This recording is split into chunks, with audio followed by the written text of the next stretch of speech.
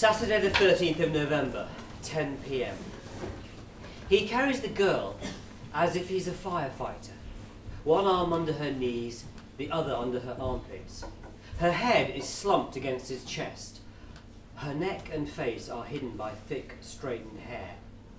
The narrow fold he emerges from is no more than an unlit alleyway.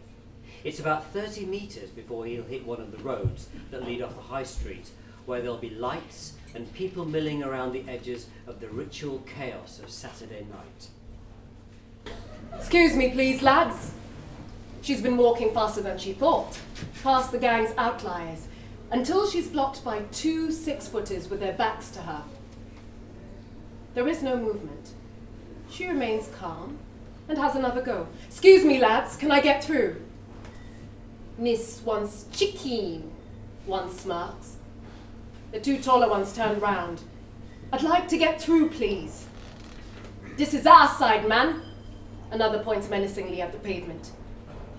They seem to be looking at a youth wearing a village green upside-down golf visor, twisted backwards on top of a black balaclava.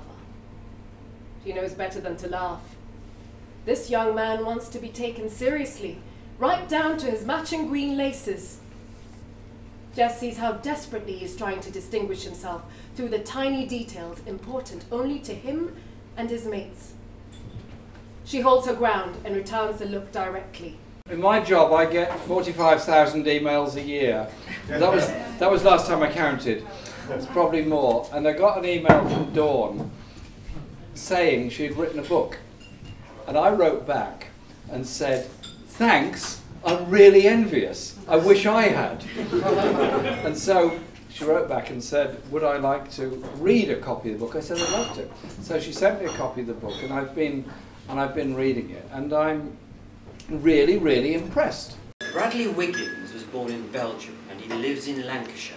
I was born here, he groans, wanting to get back on his bike, but his legs feel like concrete.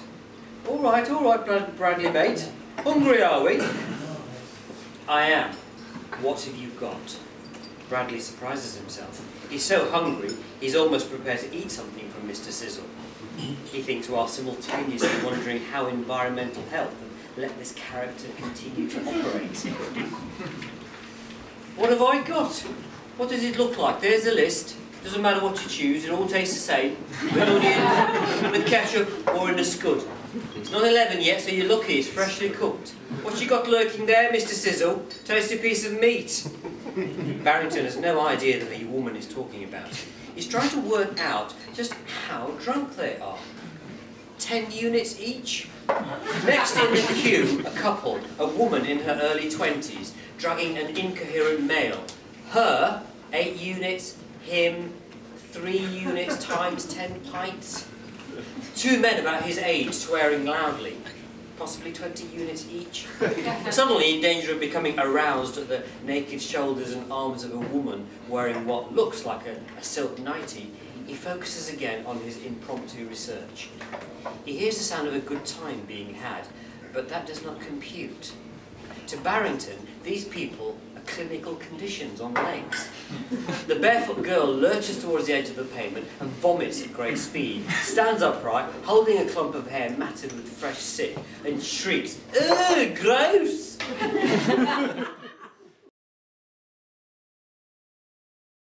Sometimes, some parts are kind of downbeat and depressing, some bits are uplifting, some bits are kind of quite sad, and it's really funny in places.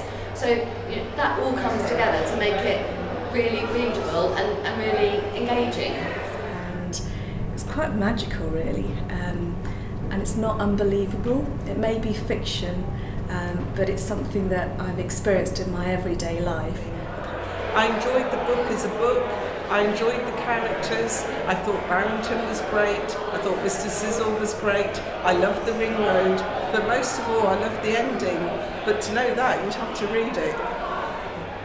And I liked the human connection in Dawn's book. And I liked the fact that ordinary people were heroes, and there were heroes in Dawn's book. Extremely well written, and I'm immensely proud of it. Heart Change is a really powerful novel, and it's got a powerful message. At the heart of it, it's a message about society, what kind of society we live in, and the choices you make. I couldn't put the book down, to be honest. I'm really, really excited about reading the next one.